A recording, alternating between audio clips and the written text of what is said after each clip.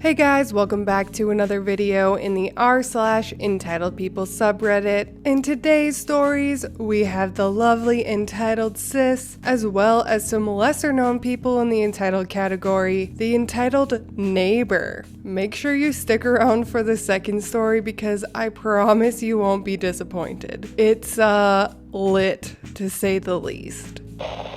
My sister calls me rude and disrespectful for sleeping. A little bit of a backstory. I joined the military back in 2014. Since then, it has been very difficult for me to go home. Up until this past Thanksgiving, I hadn't been home since 2016. I had just gotten home from a 10-hour flight. For reasons I will not go into, I had not slept for 2 days prior, and I had let my family know this before I even landed. They were all understanding. Great, I thought. My mom picked me up from the airport. We grabbed food and went home. I decided to try and stay awake with my mom until she had to go to work. This was futile as my lack of sleep was rapidly catching up on me. My mom informed me that my sister would be over after she left. I nodded and told her I was going to bed. My mom called my sister and told her that I would be sleeping by the time she got there. I heard my mother tell her to use the back door. Fast forward about an hour and a half. My mom had left to work and I'm fast asleep. I was starting to feel feverish because of how little sleep I had, and it was hard to fall asleep. I was awoken suddenly by loud banging at the door. I assumed this was my sister. I remembered what my mom said and tried to go back to sleep. She walks to the bedroom window and begins to bang on this as well. Very annoyed, I get up and unlock the front door and open it. I then immediately go back to bed without saying anything because I literally can barely see straight, let alone stand.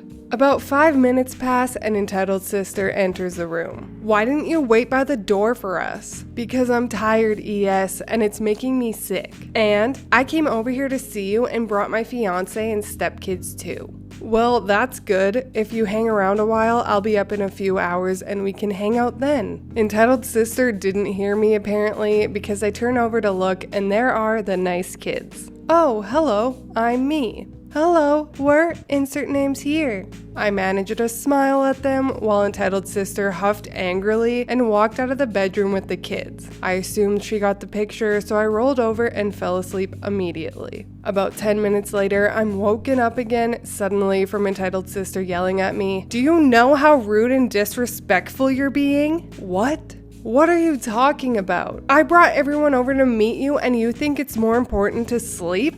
I told you, I haven't slept. I don't care. You're being a child about it. Okay, ES. I stopped listening to her as she continued her rant. Eventually, she stormed out of the house, slamming the door behind her. Of course, since she had no keys, she couldn't lock the doors to the house, so I had to. My mom returned home from work late that night. When she got home, this conversation ensued. What happened with your sister today? I explained to her exactly what happened, sparing no details. She sighed. I think you should apologize to her. For sleeping? She came out here to see you, and she knew I hadn't slept in 2 days. She didn't know. I told her before I got here. You told her earlier before you left to work. What do you mean she didn't know? Well, she's your sister and you should still apologize. The next morning, I messaged ES apologizing for sleeping while she was here. I tried calling, but it went straight to voicemail. Thinking that was the end of it, I decided to let it go. I get a phone call from Dad later in the day with a conversation that went pretty much the same as it did with my mom the previous night. At this point, I'm pissed. Everyone knew I hadn't slept and I needed to sleep. Yet here I am, completely in the wrong. I've been gone for 4 years, and I'm being treated rather horribly by my own family. I later find out that entitled sister will not come to Thanksgiving unless I apologize for being a rude a-hole. That pushed me over the edge, and I decided that if she wants to act like a spoiled brat, like she always had, then she can. I wasn't going to apologize again for sleeping. True to her word, entitled sister did not show up for Thanksgiving. The entire week, both of my parents urged me to apologize to her and be the bigger person. I told them I had already apologized and refused to do so again. I returned home this past Sunday without seeing my sister or dad. My dad lives over an hour away from my mom's house and due to unfortunate circumstances was unable to make it for Thanksgiving. I wish this had a happy ending, but it never does with my sister. Should I have handled it differently? This is like an AITA and entitled people in one. I'm going to say no, OP, you are not the a-hole. I think that maybe everyone should have communicated better, like perhaps OP should have called his sister again and clarified not to come and bring her entire family over until he's had at least a few hours sleep. And if he did do that, then F that sister, you don't need her in your life. It's clearly always all about her, and the parents are definitely enabling her entitled behavior. She's literally acting like a spoiled child, and it sucks that he hasn't seen them all in 4 years, but the fact that he hasn't seen them all in 4 years, and all they care about is making sure entitled sis is happy, that's messed up, and his sister really needs a reality check. Entitled neighbor. Years ago, I had a neighbor who was the biggest a-hole you could live next door to. I'd cut our grass once a week at the most, and only if it's needed.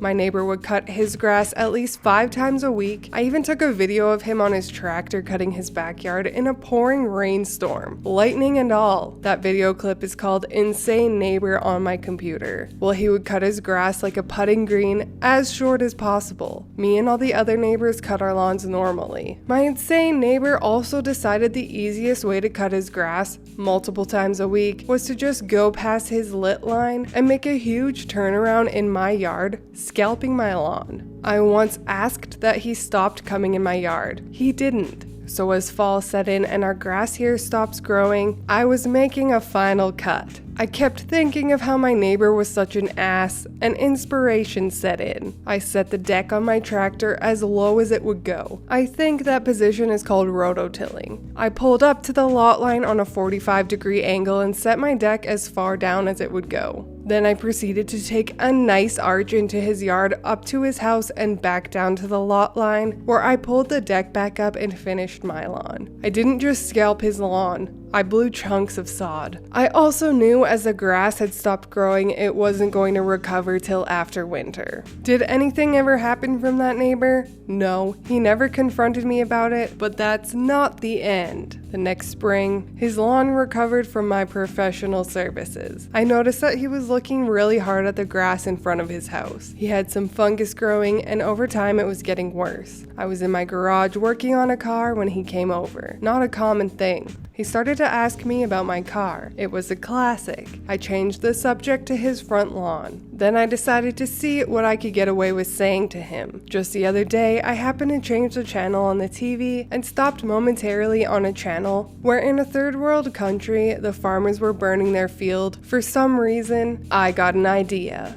I told my insane neighbor that I saw the problem he was having and was talking to a guy I work with about his lawn and the problem he was having. Like that would really happen. I told him my coworker had the very same problem and only one thing got rid of it. My neighbor asked what he did. The image of the farmers burning their fields came to my mind, so I told him my coworker took lighter fluid and burned the lawn to the ground. He had to do this to kill off the fungus, and the grass grew right back with the fungus gone. I thought he was going to comment like, BS, but he quietly left. I was back in my house eating lunch when I started seeing smoke. My insane neighbor and his son were burning his front yard to the ground. All in all, he had about a 20-foot in diameter black circle of burnt grass right there in the middle of his yard for everyone to see. The grass never grew back. Why would it? He burned it all. He ended up reseeding that area. It took all year to get grass back. That was a few decades ago, and my insane neighbor has gone on to cutting grass in the afterlife. But his old lawn, if you look at it, has a 20-foot circle of grass that doesn't match the rest of his old lawn, and likely never will. Is this another AITA? I'm gonna go with yes, OP, you are the a-hole. Oh my god. As hilarious as this story is, and when I read it on my own, I was snickering the entire time, but homeboy took it a bit too far. I will give OP props though for somehow convincing his neighbor to commit arson on his own lawn, but my conscience still has some empathy for the neighbor. However, maybe a Suburban Burning Man festival is what we all need right now. Anyways, I hope you enjoyed those two entitled people stories. If you did, please leave a like and subscribe if you want. I truly appreciate when you do, and I will see you in the next Reddit stories. Bye!